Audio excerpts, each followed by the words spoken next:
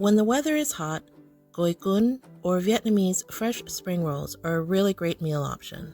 The thing is, they're kind of tricky to make, so in this video I'll show you how to put them together and go into more detail in the description box. For starters, you'll need some rice paper wrappers. You can get these pretty much anywhere, at an Asian store or even at Walmart.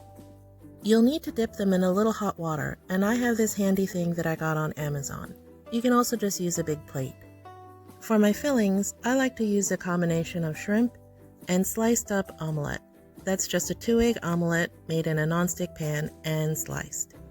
I've also got some cucumber, and for my greens, I'm using lettuce, cilantro, and Thai basil. I like to have 2 wrappers soaking at any time, so go ahead and get some hot tap water and soak the rice paper very gently, just dipping it in on each side, and then lay them out on 2 big plates. You want the rough side facing up, and don't soak them for too long. Just dip the wrappers in the water and rotate them so that they get evenly wet across the entire surface. If you're using a shallow plate, it's even easier. The longer they sit, the softer they get, so you want to work pretty fast. When it comes to laying down your ingredients, what you put down first is what will show through the wrapper. So I start with the shrimp, then the omelet, and then I lay down my vegetables. If you have them, this is where you would also add some Japanese somen noodles or some very thin rice noodles. To roll it all up, you fold in the sides and then roll up from the back to the front. If you're just starting out, don't put as many vegetables as I did. I was just trying to clean up my crisper drawer, so this one ended up being kind of a chubby bunny. Also, don't worry if your wrapper starts to break. Just wrap it a little more loosely and it'll all come together in the end. You can even roll it up as a bigger roll without folding in the sides.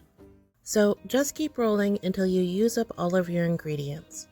For my sauce, I'm going to do a mix of suki yaki sauce, which is like a garlic sweet and sour.